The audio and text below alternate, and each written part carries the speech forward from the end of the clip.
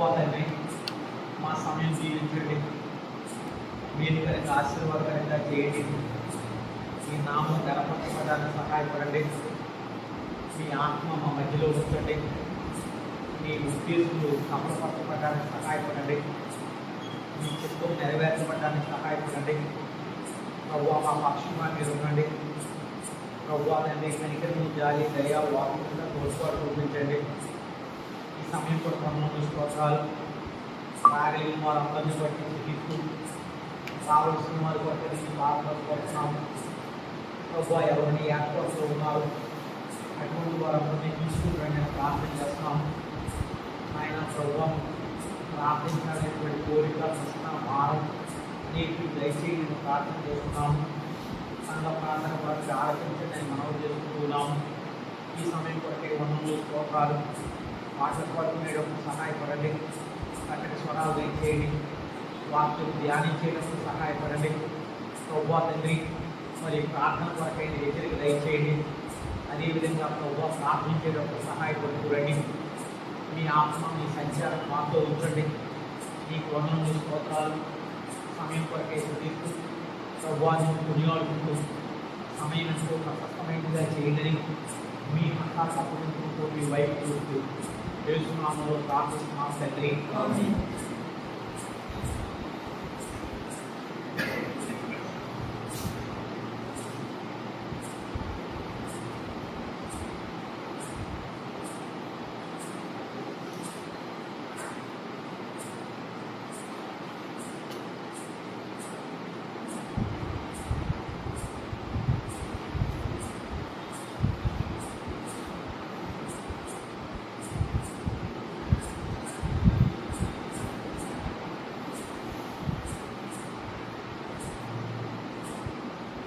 597 586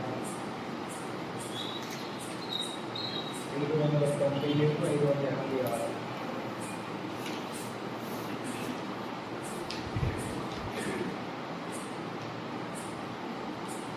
దేవాని సన్నిధిలో నిలచి దీనులపై వరపెట్టుచున్నాము, దీనులపై వరపెట్టుచున్నాము. దేవాని సన్నిధిలో నిలచి దీనులపై వరపెట్టుచున్నాము, దీనులపై వరపెట్టుచున్నాము. అపరాధులకు నీవు ప్రజల దేవమూలన్నీయు వారి, అపరాధులకు నీవు ప్రజల దేవమూలన్నీయు వారి.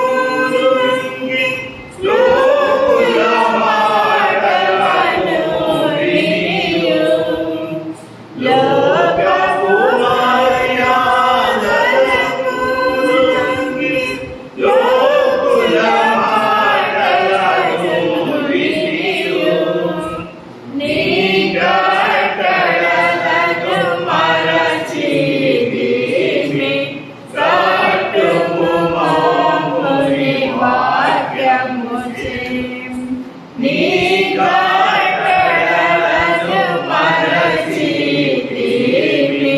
కట్టుము మమ్ముని వాక్యముచే. దేవా నీ సన్నిధిలో నిలచి దీనులమై మొరపెట్టుచున్నాము. దీనులమై మొరపెట్టుచున్నాము. దేవా నీ సన్నిధిలో నిలచి దీనులమై మొరపెట్టుచున్నాము. దీనులమై మొరపెట్టుచున్నాము. నిస్వార్థులకు నీ దాసులను విశ్వాస ప్రామాణికులను. నిస్వార్థులకు నీ దాసులను విశ్వాస ప్రామాణికులను. శాశ్వతమైన ప్రేమతో నింపు. విశ్వాసులు స్థిరపడి నడువా. శాశ్వతమైన ప్రేమతో నింపు. విశ్వాసులు స్థిరపడి నడువా. దేవా నీ సన్నిధిలో నిలచి దీనులమై మొరపెట్టుచున్నాము. దీనులమై మొరపెట్టుచున్నాము. దేవా నీ సన్నిధిలో నిలచి దీనులమై మొరపెట్టుచున్నాము. దీనులమై మొరపెట్టుచున్నాము. సహవాసములు మమ్ము నిలిపి సహనము మాకు నేర్పించి. సహవాసములు మమ్ము నిలిపి సహనము మాకు నేర్పించి. మహిమాపూర్ణుడయేసు నిన్ను ఈ మహిలో చాటించుటకు. మహిమాపూర్ణుడయేసు నిన్ను ఈ మహిలో చాటించుటకు. దేవా నీ సన్నిధిలో నిలచి దీనులమై మొరపెట్టుచున్నాము. దీనులమై మొరపెట్టుచున్నాము. దేవా నీ సన్నిధిలో నిలచి దీనులమై మొరపెట్టుచున్నాము. దీనులమై మొరపెట్టుచున్నాము. 634 621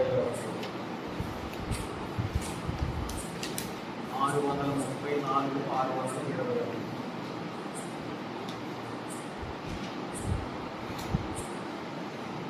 జై జై జై జై యేసు ప్రభు ఆకై రానున్నా ప్రభువా.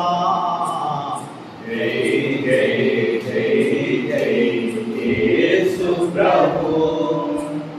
పరిశుద్ధాత్మ శక్తిని పొంది.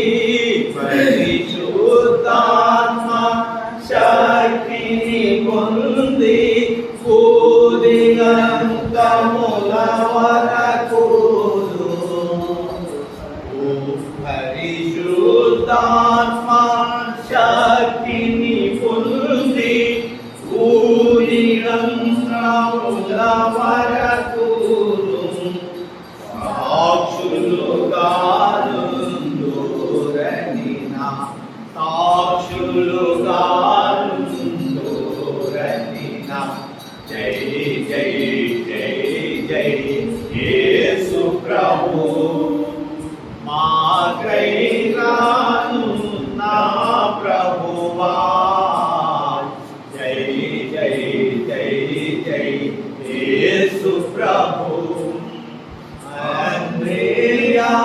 సీమోనును చూచి అంద్రేయా సీమోనును చూచి మెస్సియాను కనుగొంటిమని అంద్రేయా సీమోనును చూచి మెస్సియాను కనుగొంటిమని తెచ్చెనని యేసు కడకు తెచ్చెనని యేసు కడకు జై జై జై జై యేసు ప్రభు మాకై రానున్నా ప్రభువా జై జై జై జై యేసు ప్రభు ఫిలిప్పు సమరయ పట్టణములో ఫిలిప్పు సమరయ పట్టణములో ప్రభుతో వార్తను ప్రకటింపగా ఫిలిప్పు సమరయ పట్టణములో ప్రభుతో వార్తను ప్రకటింపగా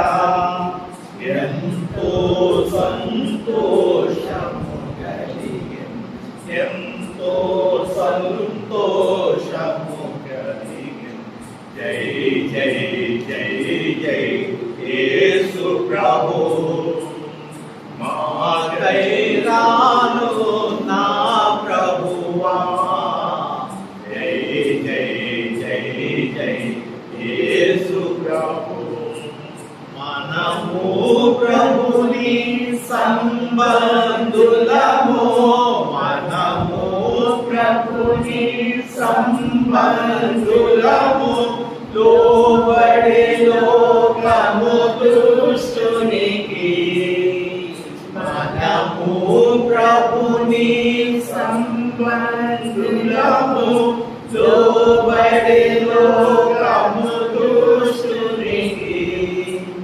లోకము ప్రభుని ఎరుగవలెను లోకము ప్రభుని ఎరుగవలెను జై జై జై జై యేసు ప్రభు మాకై రానున్నా ప్రభువా జై జై జై జై యేసు ప్రభు దేవుని ప్రేమ మన హృదయమున దేవుని ప్రేమ మన హృదయమున కుమ్మరింపబడినందున దేవుని ప్రేమ మన హృదయమున కుమ్మరింపబడినందున ధైర్యముతో చాటించెదము ధైర్యముతో చాటించెదము జై జై జై జై యేసు ప్రభు మాకై రానున్నా ప్రభువా జై జై జై జై యేసు ప్రభు ప్రభుని వాక్యము మన హృదయములో ప్రభుని వాక్యము మన హృదయములో వసించుచున్నందున ప్రభుని వాక్యము మన హృదయములో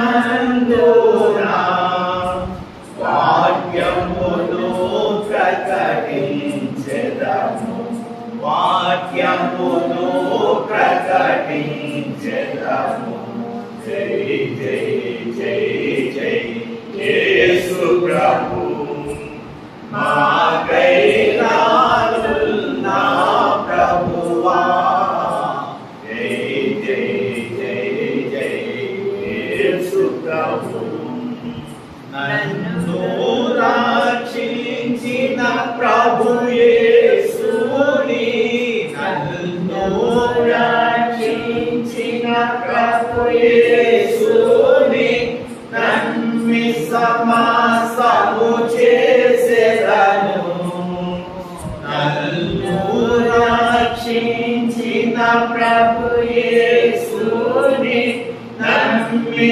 సమస్తము చేసెదను యేసు నాకెప్పుడు హల్లెలూయా యేసు నాకెప్పుడు హల్లెలూయా జై జై జై జై యేసు ప్రభు మాకై రాను నా ప్రభువా జై జై జై జై యేసు ప్రభు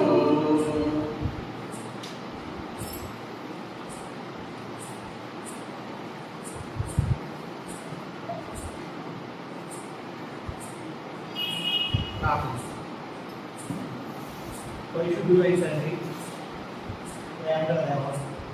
ప్రియమైన ఆయన నమ్మకమైన ప్రభువు నీ ప్రేమతో పొందనాలు ఎక్కడైతే మీరు నా నామపేట తీసుకుంటారు వారితో ఉంటాను వారి మధ్యలో ఉంటానన్నా కనుక ప్రభువు నీ నామం బట్టి మేము మరి బహు కొద్ది మంది చేయడం మాతో కూడా ఉండండి మా మధ్యలో ఉండండి ఇంతవరకు సహాయపడ్డాను స్తోత్రాలు సమయంలో వాక్యం చదువుతున్నాం ప్రభావ మాట్లాడండి సంధించండి ఉపయోగకరంగా చేయండి వీలేని మాటలు దయచేయండి ప్రార్థించడానికి సిద్ధపరచండి నీ ఆత్మ మాతో ఉండండి మీరు మా మధ్యలో ఉండండి మమ్మల్ని స్తోత్రాలు ఏ విధమైన డిస్టర్బెన్స్ లేకుండా కృపలో భద్రపరచండి ప్రభావాన్ని సూచిస్తున్నాం సమయం ప్రసన్నమైనదిగా మహిళతో కాపాడి చూడండి యేసునామం ప్రార్థిస్తున్నాం.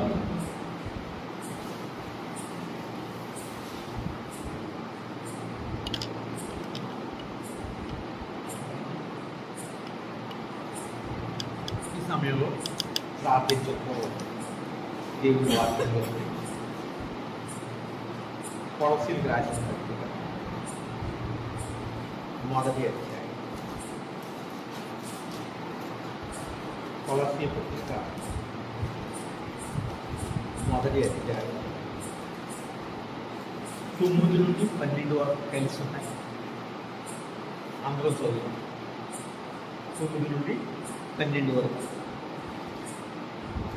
అందుచేత ఈ సంగతి నాటి నుండి మేము మీ నిమిత్తం ప్రార్థన చేయడం మీరు సంపూర్ణ జ్ఞానము ఆత్మ సంబంధమైన వివేకం గలవారు ఆయన చిత్తము పూర్ణంగా గ్రహించిన వారిని ప్రతి సంస్కారంలో సఫలవుతూ దేవుని విషయమైన జ్ఞానాన్ని అభివృద్ధి పొందుతూ అన్ని విషయంలో ప్రభువును సంతోషించినట్టు ఆయన డైరెక్ట్గా నడుచుకోవాలని ఆనందంతో పూర్ణమైన ఓర్పు దీర్ఘశాంతము కనపరిచినట్టు ఆయన మహిమ శక్తిని బట్టి పూర్ణంతో బలపరచబడాలని ఏదో వారైన పరిశుద్ధ శాస్త్రంలో ఆడవారు ఉండకుండాను పాత్రులుగా చేసిన తండ్రికి మీరు కృతజ్ఞతాస్తులు చెల్లింపవాలని దేవుని బతిమాలుతున్నాము. అపోస్తలుడైన పౌలు కొలసీలో ఉండేటువంటి ఈ సంఘము కొరకై ఎంతో ఆసక్తి కలిగిన వాడే, ప్రేమ కలిగిన వాడే,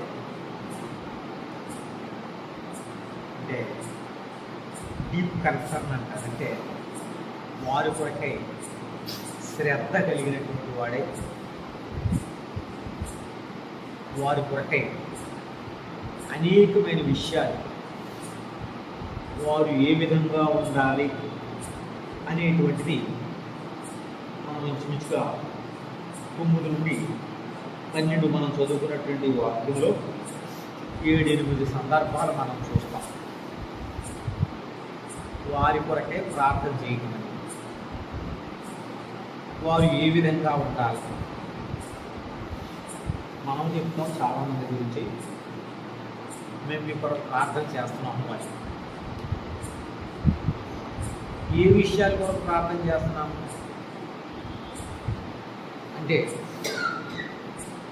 వారి ఆత్మీయతలో ఎదగాలైనా, పరిశుద్ధతలో ఎదగాలైనా, విశ్వాసంలో వృద్ధి పొందాలైనా, త్యాగంలో, సమర్పణలో, నీతిలో, పరిశుద్ధతలో, జ్ఞానంలో అభివృద్ధి పొందాలైనా అనేకమైన విషయాలు ఉన్నాయి ప్రార్థించడానికి.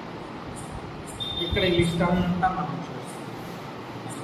అయితే ఇప్పుడు మనం అవన్నీ అక్కర్లేదు, కానీ ఆయన గురించి ఆశ ఏంటంటే ఒక్క మాట మాత్రం.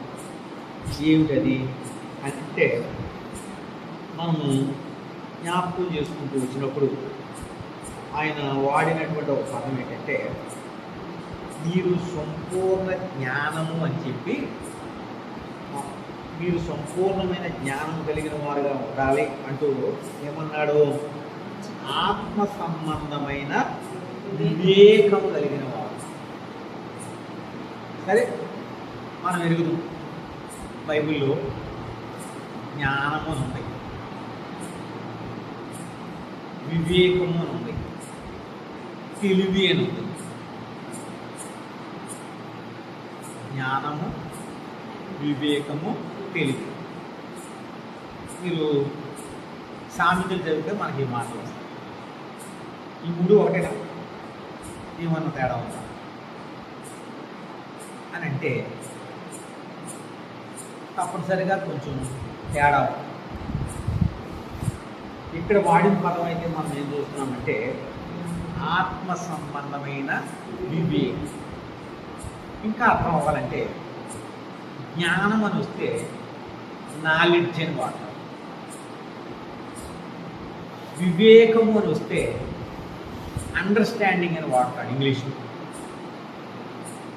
జ్ఞానం వస్తే ఏమొస్తుంది? నాలెడ్జ్. వివేకము అని వచ్చిన చోట అలాగా ఇంగ్లీష్లో ఏముందంటే అండర్స్టాండింగ్ అని. తెలివి అని వచ్చిన చోట అలాగా విజ్డమ్ అని వాడు. విజ్డమ్. సరే, ఇప్పుడు మన పాఠం ఏంటి? వివేకము అంటే అండర్స్టాండింగ్, గ్రహింపు, డిజర్నమెంట్ అంటారు. అంటే ఉన్నట్టుగా గ్రహించు. అండర్స్టాండింగ్ అంటే అర్థం చేసుకో. వివేకము కలిగి దేవుని వెతుకువాడు కలదేమనే చోట విత్ అన్ అండర్స్టాండింగ్ అని వాడు. అంటే అర్థం చేసుకో, గ్రహించడం. ఇప్పుడు మనకు చాలా విషయాల్లో చాలా గ్రహింపు ఉంటుంది, జ్ఞానం ఉంటుంది. కొంతమందిని గురించి మనం చూస్తాం, వాళ్ళు ఏ రంగం గురించి మాట్లాడినా చెప్తారు. రాజకీయాలు మాట్లాడితే చెప్తారు, బైబిల్ మాట్లాడితే చెప్పగలరు, సైన్స్ గురించి మాట్లాడినా, లేదంటే కెమిస్ట్రీనో, ఫిజిక్స్నో, మ్యాథ్స్నో, ఇంకోటో ఏ సబ్జెక్ట్ గురించి మాట్లాడినప్పటికీ వారు చాలా జ్ఞానం ఉంటుంది. అనేకమైన విషయాలు వాళ్ళు మాట్లాడగలరు. అది లా కావచ్చు, రాజ్యాంగం కావచ్చు, లేకపోతే ఇంకొకటి కావచ్చు. అయితే ఇక్కడ అటువంటి జ్ఞానం కాదు పౌలు బోధించేది.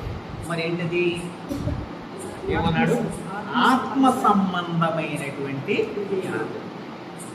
ఏంటి స్పిరిచువల్ అండర్స్టాండింగ్ అని అంటే, స్పిరిచువల్ నాలెడ్జ్ అంటే ఏమిటి అనేది కనుక మనం చూస్తూ వస్తే, దేవుని సంగతులను, ఆత్మీయమైనటువంటి సంగతులను చాలా చక్కగా అర్థం చేసుకోవాలి. ఆత్మ సంబంధమైన జ్ఞానం అంటే దేవునికి సంబంధించినటువంటి విషయాలను చక్కటి అవేర్నెస్ కలిగి,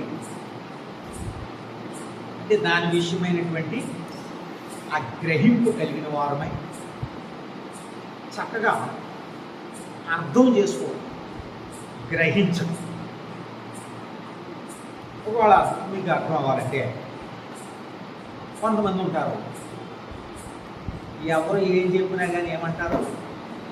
బాగా చెప్పారు, చాలా బాగా చెప్పారు. ఇంకా కొంతమంది ఉంటారు, ఎంత గట్టిగా చెప్తే అంత బాగా చెప్తారు.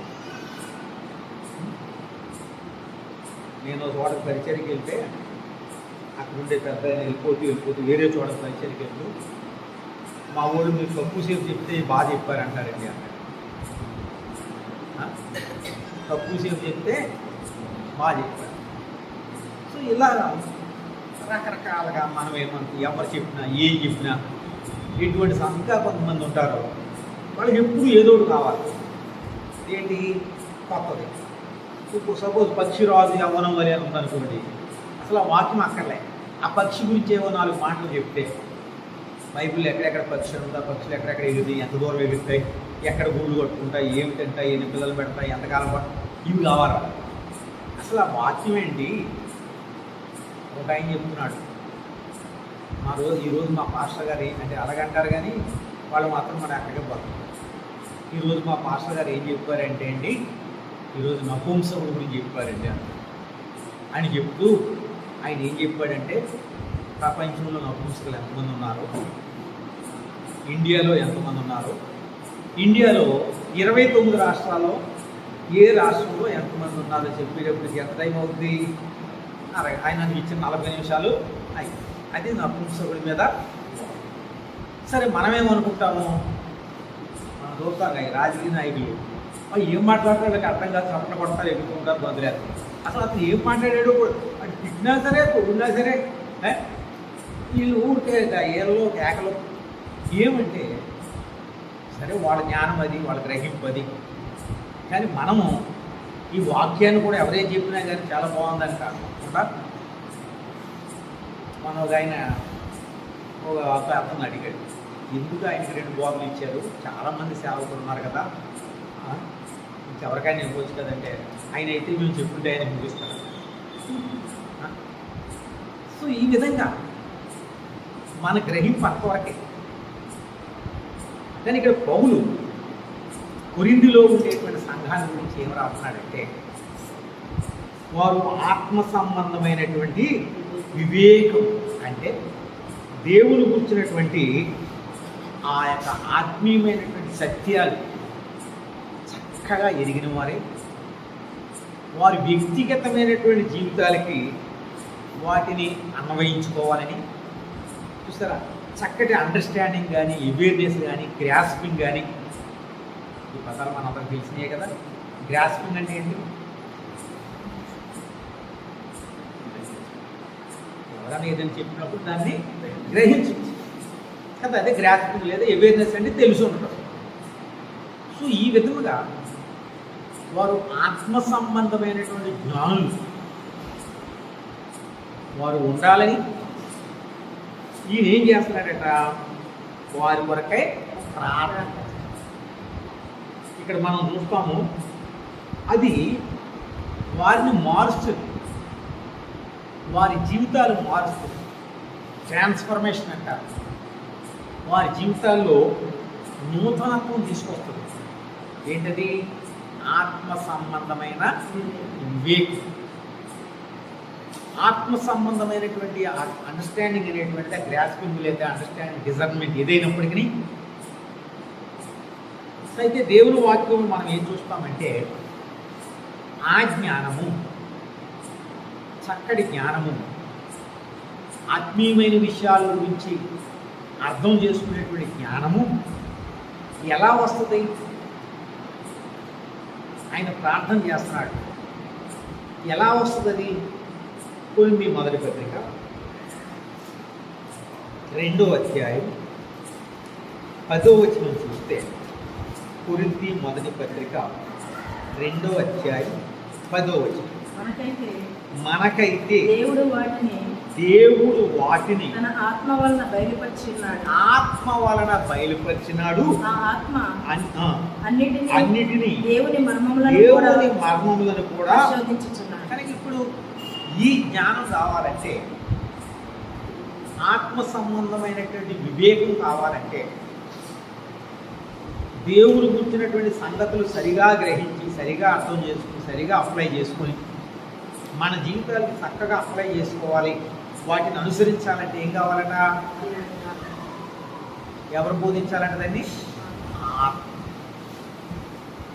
సో ఇప్పుడు వారు అటువంటి ఆత్మ కలిగిన వారు ఉండాలని. మనకైతే దేవుడు వాటిని తన ఆత్మ వలన బయలుపరిచినాడు. కారణం ఏంటి? 14వ వచనం. 14. ప్రకృతి సంబంధి అయిన మనుషుడు ప్రకృతి సంబంధి అయిన మనుషుడు దేవుని ఆత్మ విషయములను దేవుని ఆత్మ విషయములను అంగీకరింపడు. వాళ్ళకి అర్థం కాదు. లోక జ్ఞానంతో ఆత్మ లేకుండా ఎంతో జ్ఞానం కలిగి ఉండి బైబిల్లో వాక్యాలన్నీ తెలిసినప్పటికీ, నికోదేములాగా ధర్మశాస్త్రం అంతా తెలిసినప్పటికీ ఆత్మ లేకపోతే వాళ్ళకి ఏంటంటే ప్రకృతి సంబంధించినటువంటి మనుషుడు దేవుని ఆత్మ విషయంలో అంగీకరింపడు. అవి అతని వెర్రితనముగా ఉన్నవి. అవి ఆత్మానుభవం చేత అవి ఆత్మానుభవం చేతనే వివేచింప. ఆత్మ అనుగ్రహించబడితే, దేవుని ఆత్మ మనలో ఉంటే మనము ఈ పరసంబంధమైనటువంటి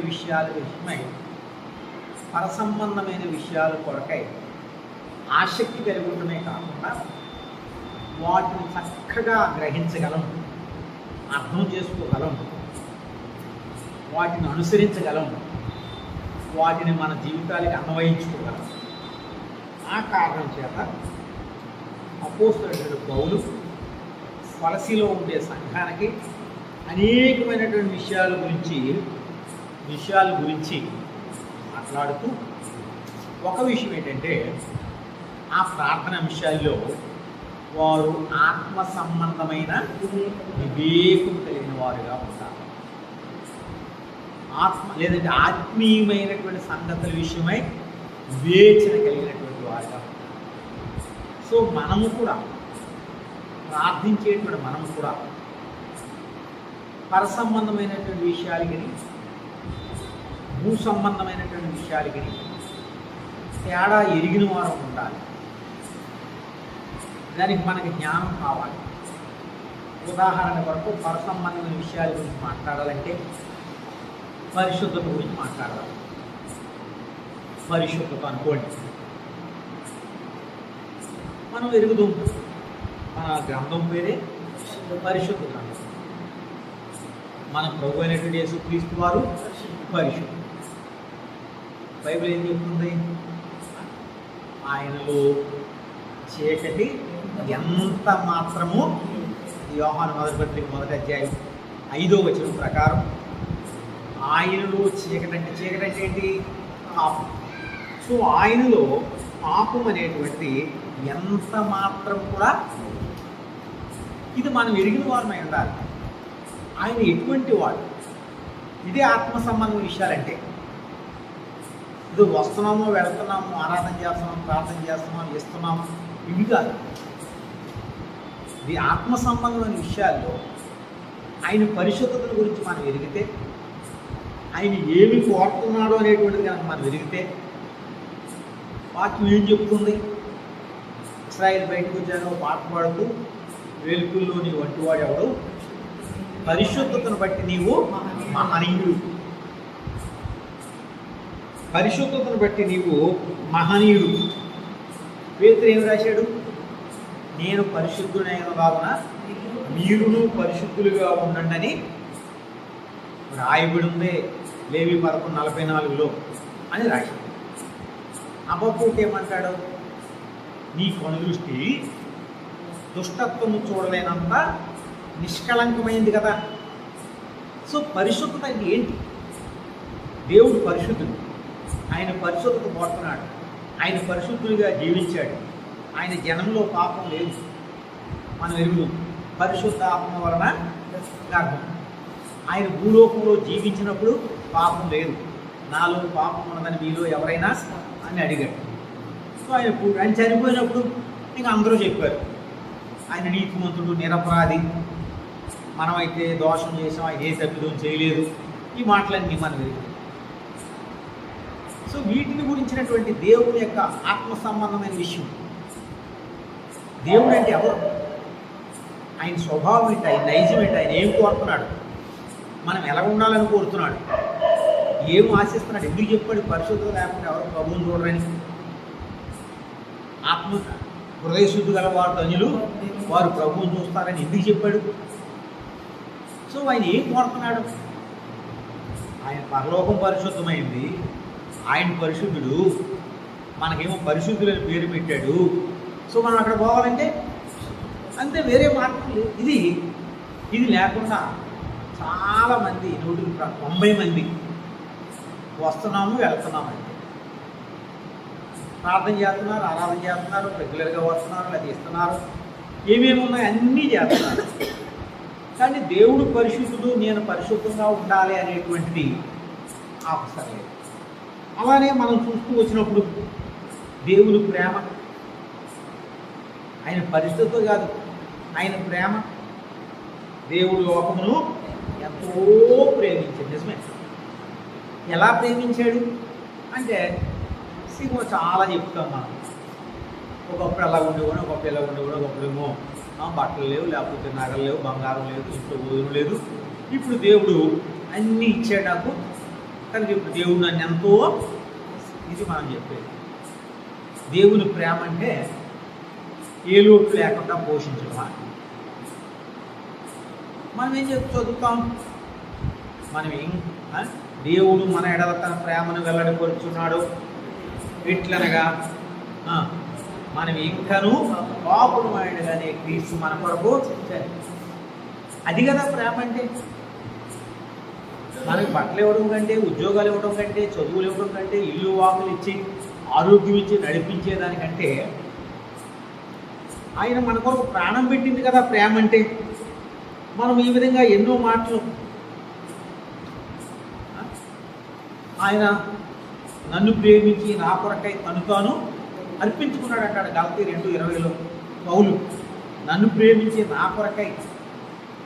సో ఆయన మన కొరకు ప్రాణం పెట్టడం ప్రేమ, మన కొరకై లోకంలోకి రావడం ప్రేమ, ఆయన ప్రాణం పెట్టి మనకు విమోచన విడుదల కలగజేయడం అనేటువంటి ప్రేమ.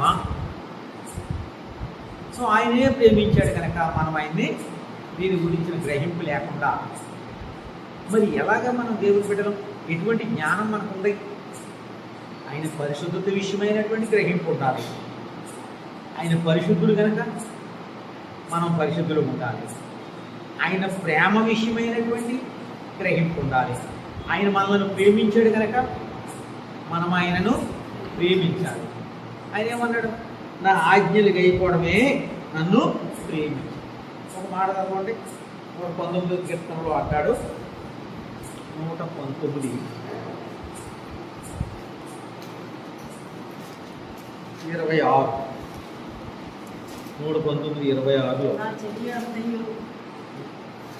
నా చర్య అంతయు నేను చెప్పుకొనగా, నా చర్య అంతయు నేను చెప్పుకొనగా నీవు నాకు ఉత్తరమిచ్చితివి.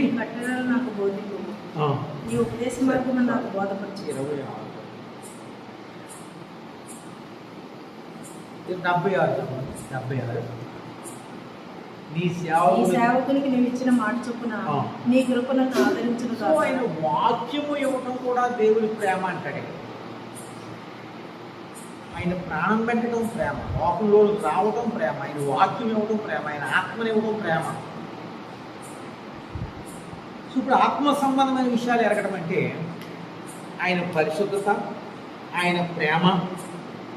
ఇంకా మనం ఎరుగుదాం. అసలు చాలామందికి దేవుని చిత్తం అంటూ ఒకటి ఉంటుందనే తెలియదు. నా విషయమై, మన విషయమై, ప్రతి వ్యక్తి విషయమై, ప్రతి విశ్వాసి విషయమై ఆయనకి ఒక చిత్తం అంటూ ఉంది అని తెలియదు. ఆయన చిత్తం ఎలా ఎరుగుతాం మనం? ఉదాహరణ కొరకు దానియేలు గ్రంథంలో అంటాడు, ఆయన ఎవరిని ఏ స్థానంలో ఉంచాలో అది ఆయన చిత్తము అంటాడు. ఎవరిని కరుణించును అని కరుణించును, ఎవరిని కఠినపరుచునో అది ఆయన స్వావర్ణికి ఆయన చిత్తం. అలానే ఇంకో మాట ఏం చూస్తాం, మీరు పరిశుద్ధులుగా ఉండటమే దేవుని చిత్తం అంటాడు తెస్సలోనికీయులకు రాసిన పత్రికలో. మీరు పరిశుద్ధులుగా ఉండటమే దేవుని చిత్తం. ఇది యూనివర్సల్. సో అంతేకాకుండా యూనివర్సల్గా పరిశుద్ధులుగా ఉండాలనేది ఆయన చిత్తమే, ఎవరిని ఏ స్థలంలో ఉంచాలనేటువంటిది ఆయన చిత్తమే. ఈ రెండింటికి మించి మన విషయమై, మన యొక్క భవిష్యత్తు కొరకై, మన వివాహాల కొరకై, ఉద్యోగాల కొరకై, పిల్లల కొరకై, వాళ్ళ భవిష్యత్తు కొరకై వ్యక్తిగతంగా కూడా ఆయనకు ఒక చిత్తం అంటూ ఉంటుంది. ఆయన అందరి ఎడల ఆయన చిత్తం ఉంది, ఎవరిని ఎక్కడ ఉంచాలో అక్కడ ఉంచుతాడు. అందరి ఎడల ఆయన చిత్తం ఉంది, అందరం పరిశుద్ధులుగా ఉండాలి. అంత మాత్రమే కాకుండా వ్యక్తిగతంగా కూడా ప్రతి సందర్భంలోనూ ఆయన ఉద్దేశం ఏమిటి, అది ఆయన వాక్యం ద్వారా బయలుపరుస్తాడు, ఏదైనా ప్రసంగం ద్వారా బయలుపరుస్తాడు, ప్రార్థనలో బయలుపరుస్తాడు, ఆత్మ ద్వారా బయలుపరుస్తాడు. మనం ఇవ్వబడటానికి కనుక ఇష్టమైతే, మాట వినడానికి ఇష్టమైతే, పుట్టిన ప్రార్థనలో నీ చిత్తం అని కాకుండా మన అనుదిన జీవితంలో కనుక దానికి లోబడే దాని కొరకై మనకి ఇష్టమైతే ఆయన పలు రకాలుగా దేవుడు మనతో మాట్లాడు. గాడిద ద్వారా బుద్ధి చెప్పాడు ఎవరికి? బిలాము. కానీ ఏ విధంగానైనా ఆయన మనతో మాట్లాడగలరు. సో ఆయన పరిశుద్ధత విషయమే కానీ, ఇంకా మనం ఆయన ప్రేమ విషయమే కానీ, ఆ తర్వాత ఆయన చిత్తం విషయమే కానీ, ఇది మనం కలిగి ఉండవలసినటువంటి గ్రహింపు, ఆత్మీయమైనటువంటి గ్రహింపు. ఇంకా మనం ఎరుగుదాం. మన జీవితం మనం చదువుతాం ఏంటంటే అది వార్ఫేర్, అంటే యుద్ధ రంగం, యుద్ధం. బైబిల్లో చాలా చోట్ల మాట చూస్తాం, సద్యుద్ధం అని వాడాడు. నా కుమారుడైన తిమోతి, ఈ సద్యుద్ధము జరిగించు. అలానే మనం చూస్తూ వచ్చినప్పుడు యోగులో ఈ జీవితకాలం అంతా కూడా యుద్ధకాలం వంటిది కాదా అంటాడు. మా యుద్ధోపకరణములు అంటాడు పౌలు. మీరు పోరాడున్నది శరీరులతో కాదంటాడు పౌలు. సో ఏమర్థం అవుతుంది ఈ వచనాలన్నింటిని బట్టి? లోకంలో మన జీవితం ఏంటి? అదొక పోరాటం. ఒకవేళ యుద్ధం అంటే పెద్దది అయిపోతే మనం అదొక పోరాటం. దేనితోటి? అంధకార సంబంధమైన అధికారులు. ఈ విషయం చాలామందికి తెలియదు. మన జీవితంలో పోరాడాలి. శత్రువు ఉన్నాడు, పోదున్నాడు, శోధనలు తీసుకొస్తాడు, కష్టాలు తీసుకొస్తాడు, కానీ ఆలోచనలు తీసుకొస్తాడు, చూసారా, జీవితాన్ని నష్టపరుస్తాడు. ఎప్పుడైనా చేయొచ్చు, ఏ విధంగా అయినా చేయొచ్చు అనేటువంటి విషయం మనకు తెలియదు. అందుకనే పౌలు అంటాడు, ఒక మాట చెప్తున్నాం, ఈ అర్థంలో కూడా కొరింథీ 2వ పత్రిక 2వ అధ్యాయం, కొరింథీ 2వ పత్రిక 2వ అధ్యాయం 11వ వచనంలో ఏమంటాడంటే, 2 కొరింథీ 2వ అధ్యాయం 11వ వచనం చదవండి. నేనేమైనా క్షమించి ఉంటే సాతాను మనలను మోసపరచుకున్నట్లు ఈ నిమిత్తము క్రీస్తు సముఖమునందు క్షమించి ఉన్నాను. సాతాను తంత్రములను మనము ఎరుగని వారము. సాతాను యొక్క తంత్రాలు, యుక్తులు మనం ఏం చేయాలట? ఎరగుండాలి. సాతాను యుక్తి మన జీవితంలో, మన యొక్క బ్రతుకులో ఏదో టైంలో, ఎక్కడో చోట, ఏ వయసులో ఉన్న వాళ్ళైనా సరే బ్రతుకుండగా ఏ రోజైనా పాడు చేయొచ్చున్నాం. కనుక సాతాను ఈ యుద్ధంలో మనం నెగ్గాలి. అది కూడా దేవుడి ద్వారా. అత్యధికమైన విజయం అని వాడాడు. యుద్ధం ఉంటేనే కదా విజయం వచ్చేది. జయించువాడు అంటాడు ప్రకటన 21. జయం ఎప్పుడు వస్తుంది? ఏదైనా యుద్ధం ఉందో, పోరాటం ఉంటేనే కదా. కనుక మనము ఈ విషయంలో కూడా జ్ఞానం కలిగి ఉండాలి. ఓడిపోతున్నామా, నెగ్గుతూ ఉన్నామా,